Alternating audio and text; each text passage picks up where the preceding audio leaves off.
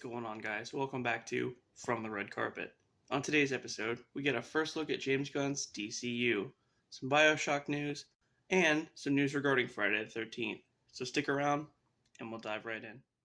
We have some new insight into Loki Season 2. The season will continue the events of Season 1, with Loki returning to an alternate timeline where Kang has taken over.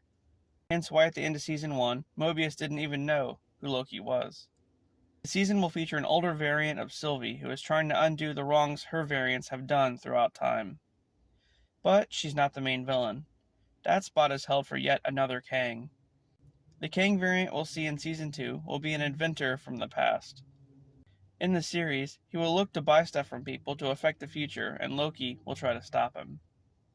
So, who is this variant? Well, in the comics, his name is Victor Timely. After fighting against the Avengers and losing, Kang goes back in time to 1901 and establishes the town of Timely, which eventually comes to be known as Chronopolis. Another Kang variant we may see in the series is Mr. Griffin. This version of Kang got trapped in the early 21st century and decided to stay in that time era. He created and became the CEO of a company called Kang Enterprises under the alias of Mr. Griffin, and he used the company to further build his dynasty. If the name Kang sounds familiar, it's because we saw a destroyed Avengers Tower in Season 1 in the Void with that name on it. Which means that it's canon in the MCU that Kang bought the Avengers Tower from the Avengers. Remember in Spider-Man Homecoming, Happy said that someone bought the tower and they were moving all the equipment to the new compound? Well, apparently, even though they didn't mention who bought it, it was Kang, or more accurately, Mr. Griffin. But the TVA obviously saw this as a problem and corrected the event, sending the tower to the Void, where all the other mistakes in the timeline end up. With that being said, Loki Season 2 will definitely feature a couple variants of Kang. The Blade movie starts filming soon. As I mentioned last week, the movie will begin filming in May, with Mahershala Ali starring as Blade. The film is now said to be a period piece and will take place in the 1920s, so apparently Blade has been around for a while. The Fantastic Four movie may have finally found its Reed Richards. So recently, there have been so many people in the running for the leader of the group, most recently, Diego Luna, but now he's out. The most recent name in the hat is Ryan Gosling, and he's the top choice to play Mr. Fantastic. Ryan Gosling has been in talks with Marvel Studios for quite a while now, so it's good we have a better idea of what project he'll be associated with. Now, if only we had a Victor Von Doom. How about Adam Driver? So on to some DC news. James Gunn has revealed his plan for the new DC universe. He started off by saying that the DCEU was extremely unorganized. And he wasn't kidding. Then he addressed the films that exist outside of the DCEU, like The Batman and Joker. At one point, we thought that they would be part of a universe called DC Black Label, where each Batman villain was to get their own origin movie. But now, that has evolved into something called DC Elseworld. Anything that DC puts out that isn't inside James Gunn DCU will be part of this new Elseworld universe.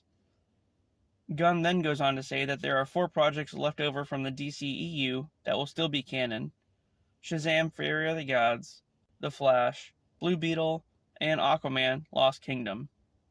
After that, he announces the first chapter of the DCU, which he titled Gods and Monsters. The first project is an animated series called Creature Commandos. Gunn stated that whatever actors voice the characters in the cartoon will also play the same character in the live-action version. So that's different from what we're used to.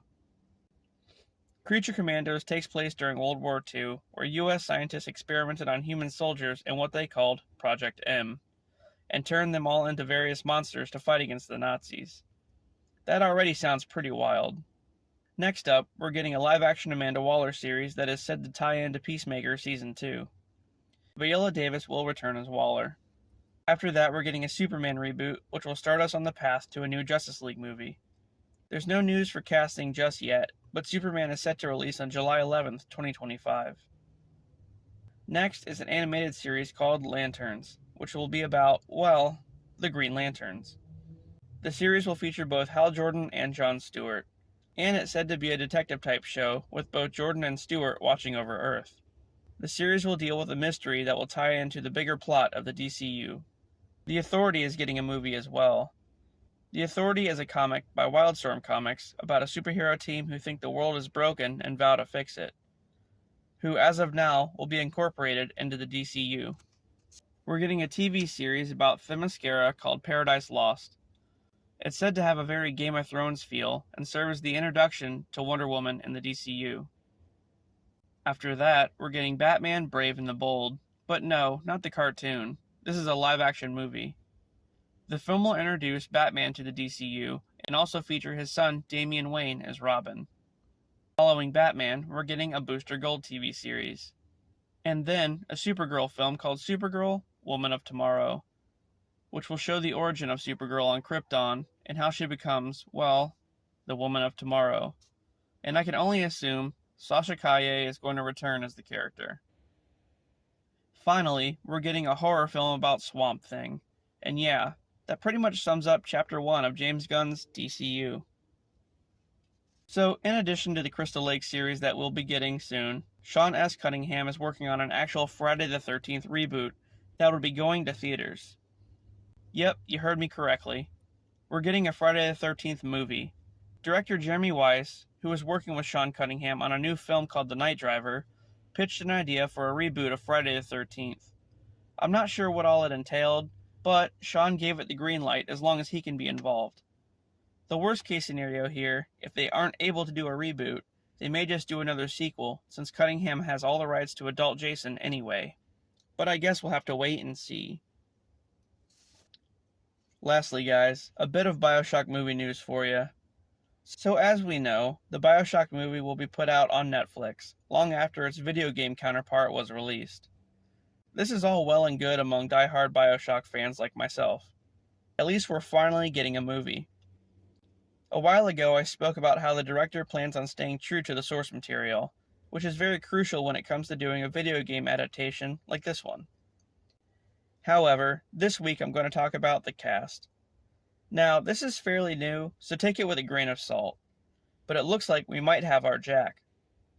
Keanu Reeves is actually in talk to play the main protagonist in the film. This is great news because not only is Keanu Reeves a great actor, but it may open the door for some other big names to join as well. There isn't any other cast listed just yet, but personally, I think that Mark Strong would be a perfect Fontaine. I mean, come on. He's got the New York accent down, and he could probably do a great Irish one too. Not to mention, he looks like Fontaine. Anyway, I can't wait to see who the cast will be.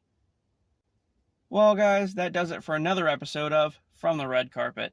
If you enjoyed the video, please like and subscribe for more. And with that, of course, I'll see you on the next one.